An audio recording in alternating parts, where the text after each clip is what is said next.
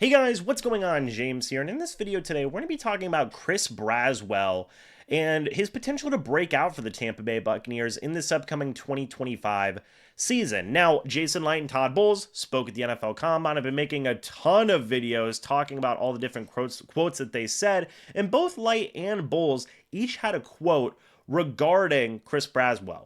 Jason Light, when asked on what he thinks of outside linebacker Chris Braswell Jr. heading into his second season, Jason Light had this to say: I think he has all the traits, both as a person and a player, to make a big jump. We did a little study on edge rushers in their first year. Some of them have a good first year. A lot of them, the team that won the Super Bowl took a first rounder in his rookie year. He had 1 sack and played very little. In this year, he had 10 or 11 sacks and played a huge part in their Super Bowl run. Okay, let's pause the quote there for a minute, because the player that Jason Light is referencing there is Nolan Smith. And Nolan Smith had 6.5 sacks in the regular season, had 4 sacks in the playoff run for the Philadelphia Eagles. And yes, he was very instrumental in the success of the Philadelphia Eagles pass rush, especially in that Super Bowl, right? By the way, Jason Light, paying attention to the Philadelphia Eagles pass rush, he named Nolan Smith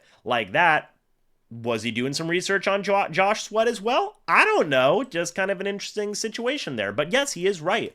Nolan Smith, in year number 1, he was a first-round draft pick for the Eagles coming out of Georgia, kind of very similar to Chris Braswell, who came out of Alabama. Nolan Smith didn't start a single game for the Eagles in that first year, and he only had 1 sack, 18 tackles, and 3 quarterback hits. Okay, so he was very much eased into his rookie season and had very similar stats to what Braswell had, right? So Jason Light, he is kind of right. You know, he does have a point in his reference here to Nolan Smith, okay? It's that second year, to continue the quote here now, it's that second year that you kind of see a jump, and I think he's definitely got the mentality for it. He's excited to show what he can do in that second year. Sometimes you have to get used to the pace of the game, the speed of the game, and the physicality. There's a lot of intricacies and variables in the defense that can overwhelm a lot of people, so he's not one that's going to be overwhelmed this year.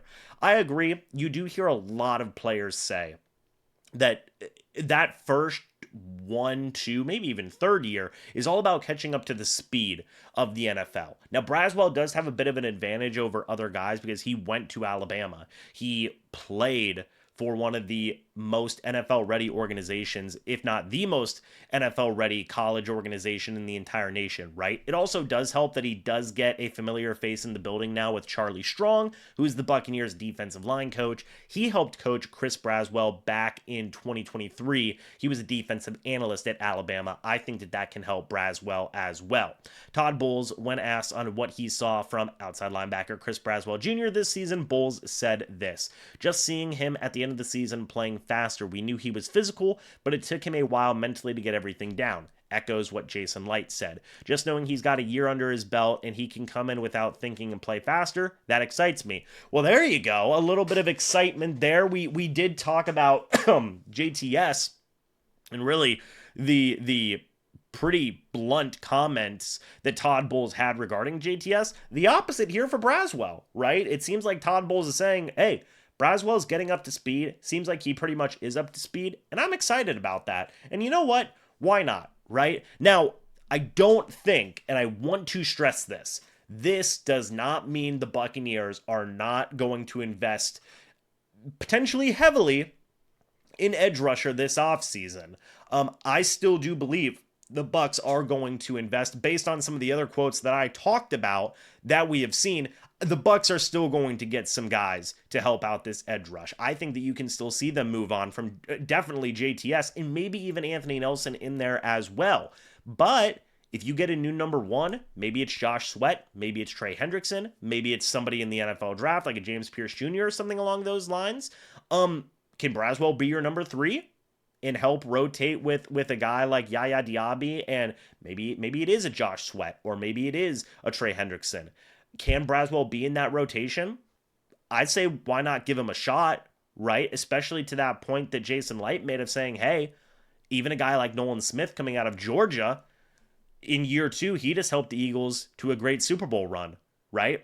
And part of that was also because of the fact that Nolan Smith had a lot of help around him. He had a lot of good pass rushers around him. That made his job easier. I think the Buccaneers are going to want to do the very same thing for Chris Braswell in year number 2. And if that is the case, I think we could be looking at a potential breakout season here for Braswell if he is up to speed. But more importantly, the Buccaneers bring in some help, which I do believe they are going to do. But what do you guys think? Let me know your thoughts and opinions about this down in the comments section below. I'd love to hear it. Guys, thank you so much for watching this video. Hope you guys all enjoyed. And as always, guys, I will see you all in the next video or the next live stream. But until then, and as always, guys, goodbye for now, and go Bucs.